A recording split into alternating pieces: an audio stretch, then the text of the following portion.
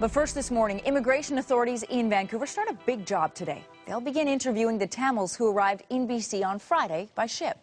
Women and children will be at the head of the queue. The priority, trying to establish their identities. And the process could take a while. There were close to 500 people on board that ship. In the meantime, they are being held in jails around Vancouver.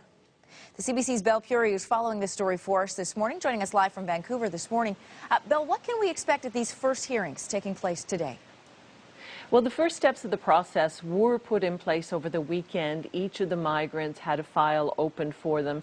What happens today, they will be interviewed and assisted at the various detention centers where they're being held, as opposed to at the immigration offices downtown Vancouver. I spoke to one of the duty council lawyers who's been appointed by Legal Aid to deal with these people. He's someone who's done this before when there have been migrant ships on BC shores, and he says it's a simple process of just going in and interviewing these people and helping them with their identification, because of course that's what the government wants to know. Who are these people, and do they pose a risk in being here in British Columbia? Now, as you mentioned, 500 people. Normally, if someone comes to an airport in Canada or a land border and claims refugee status, they're supposed to be processed within 48 hours. But when you have numbers like 500, that's almost impossible. So something like this is certainly going to take days, and we have been told that women and children will be processed first, and there's some hint that perhaps those women and children may actually be released today.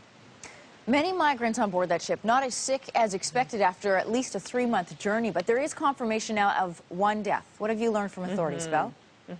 We've been told it's a 37-year-old man who's left a small young family behind in Sri Lanka. We're told he's the father of one child, so it just speaks to how desperate these people are to get out of Sri Lanka.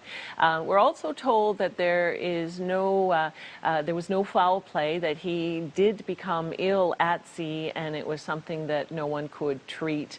As for the others, 27 people, including 2 pregnant women, were taken to hospital in Victoria. Most of them have been treated and discharged. No one was in critical condition.